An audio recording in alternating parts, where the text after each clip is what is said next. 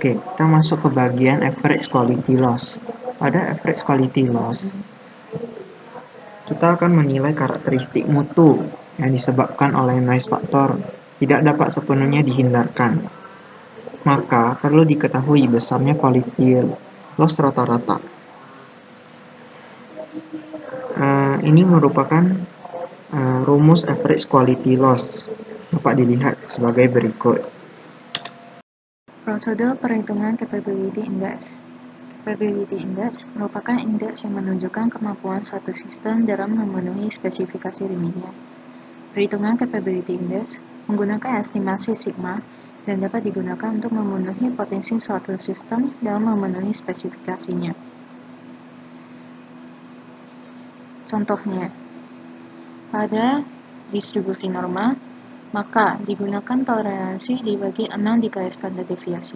Tetapi jika distribusi merupakan homogen, maka standar deviasi diganti menjadi 1/12 dikali toleransi. Perhitungan dimulai dari terdapat pabrik A dan pabrik B yang mempunyai part sejenis. Untuk mencari capability index-nya, maka digunakan masing-masing rumus sebagai berikut. Pada pabrik A, digunakan rumus toleransi dibagi 6 dikali standar deviasi, karena merupakan distribusi normal. Toleransi di sini merupakan USL dikurang dengan LSL. USL merupakan upper specification limit, LSL merupakan lower specification limit. Specification limit adalah batasan spesifikasi dari produk yang diset ke dalam proses oleh permintaan konsumen ataupun internal perusahaan. Specification limit ini disamadengankan sebagai target. Dan standar deviasi digunakan rumus sebagai berikut. S merupakan angka dari masing-masing produk, mu merupakan rata-rata produk, n adalah jumlah dari produknya. Pada pabrik B digunakan 1/12 dikali toleransi karena merupakan distribusi homogen. Toleransi di sini sama seperti pada pabrik A merupakan USL dikurang LSL. Dari hasil ini kita bandingkan manakah yang paling mendekati dengan target yang diproduksikan pada perusahaan. Yang paling mendekati maka itu akan dipilih menjadi cara terbaik dalam pemilihan capability index-nya. Penggunaan loss function. Jadi pendekatan loss function ini digunakan dalam perbaikan mutu. Jadi contohnya itu ada pabrik yang melakukan perbaikan mutunya. Nilai K yang diperoleh setelah hasil perbaikannya itu 0,08 dan deviasinya itu turun jadi 10/8. Jadi untuk mencari rumus kerugiannya itu per unit digunakan rumus K dikali V pangkat 2. 0,08 dikali 10/8 pangkat 2 didapat nilainya 0,125 per unit. Untuk hubungan dari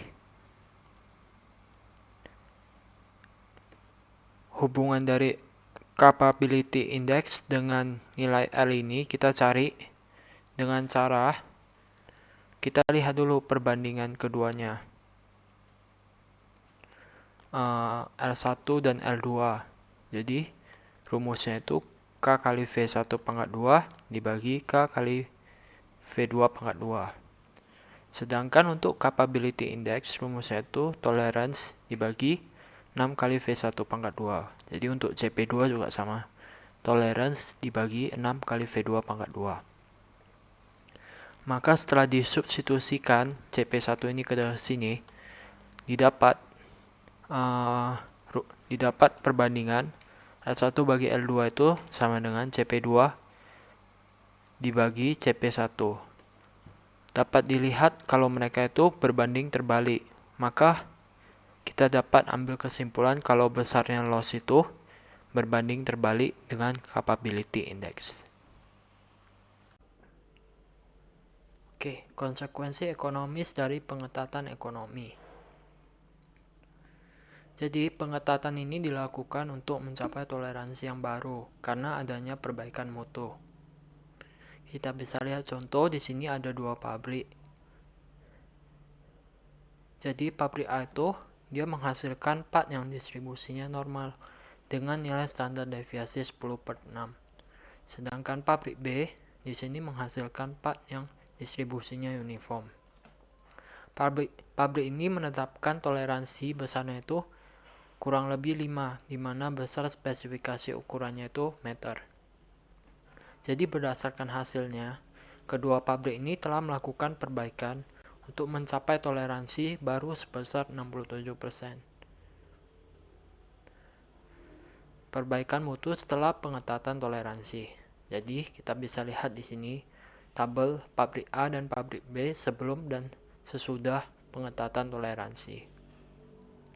Didapat ekspektasi loss per unitnya itu sebelum $0,2 dan sesudahnya itu menjadi $0,09. Jadi adanya penghematan terhadap loss. Untuk pabrik B juga menjadi lebih sedikit lossnya per unit. Masuk ke bagian loss fungsional dan justifikasi perbaikan. Pada bagian ini, loss fungsional itu digunakan untuk mempertimbangkan perbaikan proses untuk menilai suatu kewajaran. Apakah ini sudah wajar?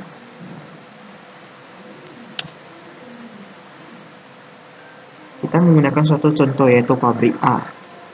Jadi, dalam pabrik A ini memberikan deviasi terhadap target value M sebesar 10/8. Jika teknologi yang digunakan untuk perbaikan tersebut membutuhkan biaya tambahan sebesar $0,05 per unit. Jadi kita hitung apakah layak jika perbaikan tersebut dilaksanakan. Solusi dari masalah ini adalah untuk kita analisis dulu masalah ini. Seperti pada contoh di bawah ini. Setelah itu,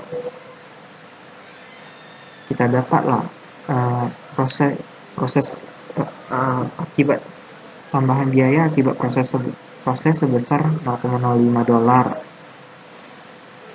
Seperti ini. Jadi perbaikan proses untuk menurunkan produk tersebut akan memberikan penghematan sebesar $0,047 per unit. Jadi jika volume produksi 100.000, maka total penghematan ialah $4.700 per bulan atau $56.400 per tahun. Sekian.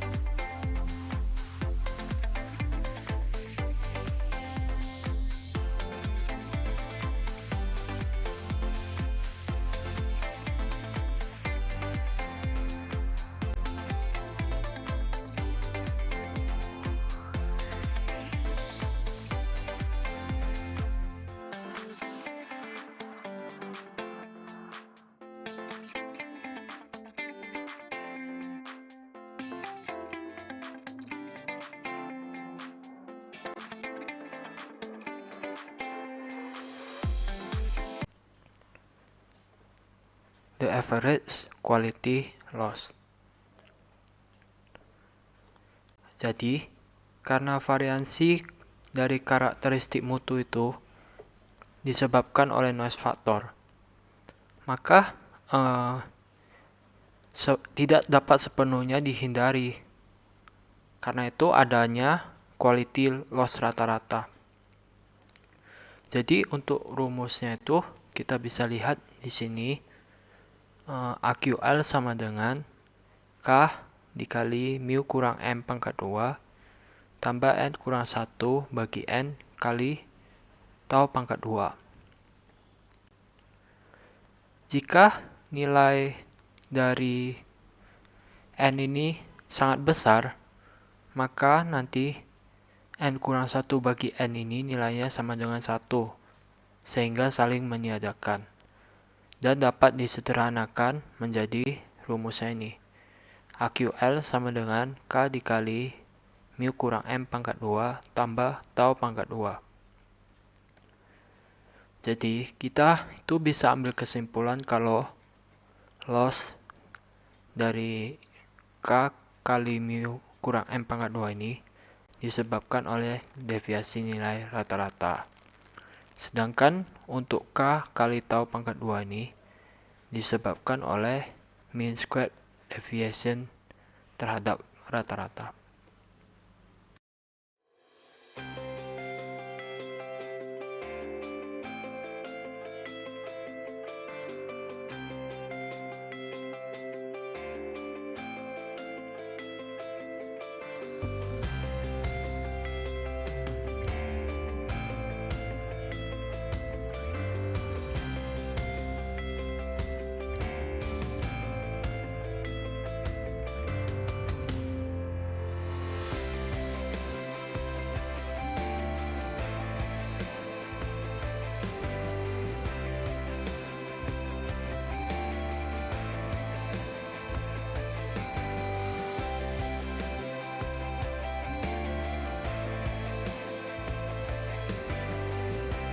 Ini adalah the smaller the better.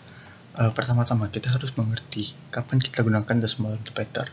Itu pada saat data yang menunjukkan nilai yang lebih kecil akan mendapat hasil yang lebih baik. Contohnya jumlah cacat pada produk dalam sekali produksi. Jika kita memiliki nilai yang lebih kecil atau jumlah cacat yang lebih sedikit, maka kualitasnya akan semakin baik. Oke, kira-kira seperti itu contohnya. Maka kita akan lihat selanjutnya pada value of the functional characteristic on S-type. Oke. Jika misalnya nilai pada data itu semakin besar, maka quality loss atau kerugian yang didapatkan itu semakin tinggi. Dapat dilihat pada grafik seperti ini. Oke, selanjutnya rumus yang kita gunakan. Pertama, pada quality level ada L sama dengan A per delta kuadrat kali V kuadrat. Dan pada AQL itu dapat K dari tau kuadrat tambah mu kuadrat, dan mu dan tau kuadrat itu dapat dilihat sebagai berikut. Oke, selanjutnya pada contoh soal.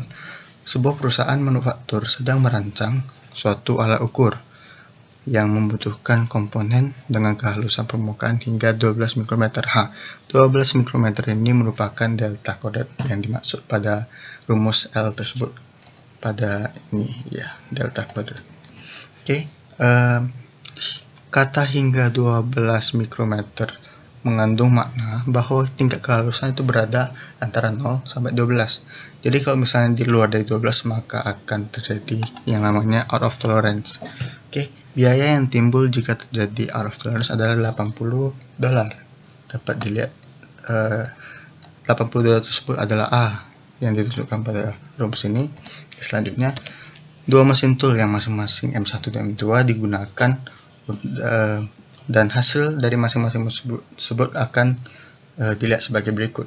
Oke, berikut merupakan tabel ya yang menunjukkan hasil dari tiap kali data. Jadi di sini ada 20 data, jadi N-nya adalah 20. Selanjutnya, oke, maka kita akan menghitung V-nya. V-nya dulu ya.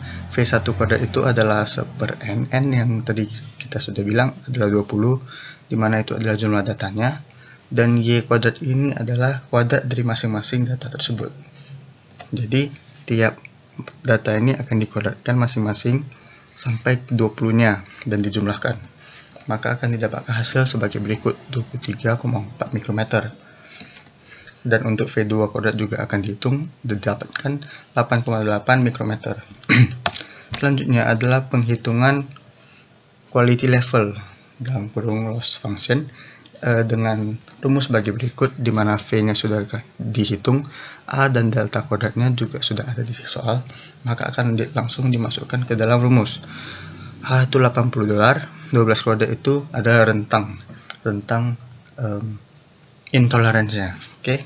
Jadi 80 per 12 kuadrat dikali dengan hasil V1 kuadrat tadi yang sudah dihitung sebelumnya, 23,4, dan didapatkanlah $13 untuk L1 dan $4,9 untuk L2. Yang mana dimaksud di mana quality level mesin 2 lebih baik daripada mesin 1, karena pada topik ini kita tahu bahwa the smaller the better. Jadi loss yang lebih kecil akan mendapatkan hasil yang lebih baik, ya. Oke, jadi di mana jumlah produksi itu 2000 unit per hari dan 250 hari kerja dapat mendapatkan perbedaan atau penghematan sebesar $4.050.000 per tahun. Jadi berikut adalah penjelasan dari the smaller the better di slide ini. Terima kasih banyak.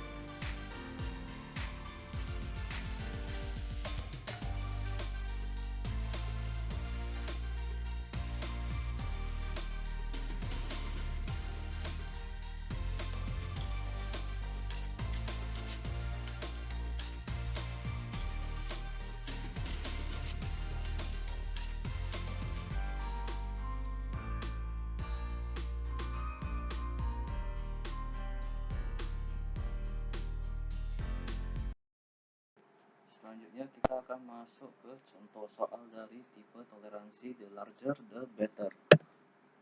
Kekuatan suatu bahan perekat atau adhesif material diukur dengan menggunakan satuan kilogram force. Ada dua jenis adhesif produk di pasar, yaitu S1 dan S2, yang biayanya masing-masing $50 dan $60. Pasar membutuhkan toleransi sebesar 5 kg force. Jika ada produk yang berada di bawah limit tersebut, maka produk tersebut dibuang sehingga kerugian sebesar $70 per unit harus ditanggung perusahaan. Volume produksi ialah 120.000 unit per tahun. Untuk membandingkan kedua jenis adhesif tersebut, sampel berukuran 16 untuk masing-masing produk diambil secara random dan hasil pengujian atas masing-masing sampel adalah sebagai berikut. Berikut adalah tabel yang menunjukkan hasil pengujian dari masing-masing sampel, yaitu untuk produk tipe S1 sebanyak 16 sampel dan S2 sebanyak 16 sampel. Selanjutnya, untuk penyelesaian soalnya, langkah pengerjaan. Langkah pertama ialah mengidentifikasi nilai besar kerugian atau A, batas toleransi atau delta, dan biaya per unitnya. Untuk nilai kerugian atau A itu ialah $70, nilai batas toleransi atau delta adalah 5 kgf, untuk biaya unit produk S1 adalah $50 dan biaya unit S2 adalah $60. Yang kedua ialah hitung nilai V1 kuadrat dan V2 kuadrat, yaitu dengan menggunakan rumus berikut. Rumus yang digunakan ialah 1 per jumlah sampel dikali dengan total jumlah dari 1 per data sampel dikuadratkan, sehingga didapatkanlah data masing-masing V1 kuadrat dan V2 kuadrat. Selanjutnya, langkah ketiga ialah hitung nilai loss function atau L dengan menggunakan rumus L sama dengan A dikali delta kuadrat dikali V kuadrat. A itu adalah data yang kita dapatkan pada awal dan delta itu adalah batas toleransi yang telah kita tetapkan di awal, dan nilai V ini adalah nilai yang telah kita hitung sebelumnya, sehingga didapatkan masing-masing nilai L itu ialah L1 $39,9 dan L2 $19,9. Langkah keempat ialah hitung besar penghematan per tahun, yaitu dengan biaya penghematan produk S2, yaitu biaya S1 ditambah dengan L1 dikurang dengan total biaya S2 ditambah L2. $50 ialah biaya produk S1 ditambah L1 $39,9 dikurang biaya total dari biaya produk S2 yaitu $60 ditambah dengan L2 yaitu $19,9, sehingga didapatkanlah biaya penghematan produk S2 yaitu $10 per unit. Setelah itu kita hitung biaya penghematan per tahun, yaitu dengan mengkalikan jumlah unit yang produksi per tahun yaitu 120.000 unit dikali dengan $10, sehingga jumlah penghematan per tahun itu $1.200.000. Berikut kita masuk ke contoh soal yang berikutnya. Berikut adalah tabel yang menunjukkan data sampel dari kekuatan tarik pada pekerja pada bulan pertama dan bulan kedua. Bila batas bawah spesifikasi adalah 10 kg per mm², defect loss sebesar $0,5 per unit dan volume produksi adalah 200 juta unit per tahun, maka bandingkan quality level dari kedua bulan tersebut. Dapat kita lihat bahwa pada bulan pertama itu terdapat 23 sampel dan pada bulan kedua terdapat 22 sampel. Untuk langkah pekerjaannya sama seperti contoh soal sebelumnya, yaitu langkah pertama kita mengidentifikasi dulu nilai besar kerugian dan batas toleransi.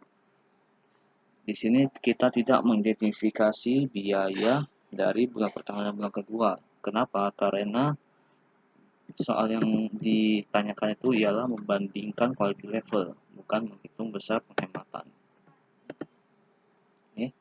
Jadi nilai kerugian itu adalah $0,5 A dan batas toleransi delta adalah 10 kg per mm². Langkah kedua sama, yaitu hitung nilai V1 kuadrat dan V2 kuadrat. Dengan rumus yang sama, V1 kuadrat itu adalah 1 per 23 ini adalah jumlah sampel, yaitu dapat dilihat di tabel sebelumnya, dan dikali dengan total dari 1 per data masing-masing sampel di pangkat 2, sehingga kita mendapatkan nilai masing-masing V1 kuadrat dan V2 kuadrat. Selanjutnya langkah ketiga yaitu menghitung nilai loss function. Dengan rumus yang sama, kita masukkan saja semua data-data yang telah kita hitung. Didapatkanlah nilai L1 adalah $0,2841 dan L2 adalah $0,2905. Langkah keempat yaitu menghitung nilai besar loss bulan pertama dan kedua. Jadi nilai besarnya loss bulan pertama ialah $0,2841 atau L1 dikali dengan 200 dan dikali dengan 10 pangkat 6, sehingga didapatkanlah hasil 56.820.000. 200 dikali 10 pangkat 6 ini ialah jumlah unit yang dihasilkan per tahunnya, yaitu volume produksi 200 juta unit per tahun. Selanjutnya setelah didapatkan nilai loss bulan pertama dan kedua, kita hitung perbedaan loss kedua bulan, yaitu kita hitung saja selisih loss bulan kedua dan bulan pertama. 58.100.000 dikurang dengan 56.820.000. Didapatkanlah selisih loss itu adalah 1.280.000. Jadi kesimpulan yang bisa kita dapatkan dari perhitungan sebelumnya yaitu perbedaan loss kedua bulan menunjukkan bahwa quality level dari production line harus dievaluasi secara periodik, dan hasil evaluasi ini digunakan sebagai indikator kinerja dari production line. Jadi berikut adalah contoh soal dari The Larger the Better. Terima kasih.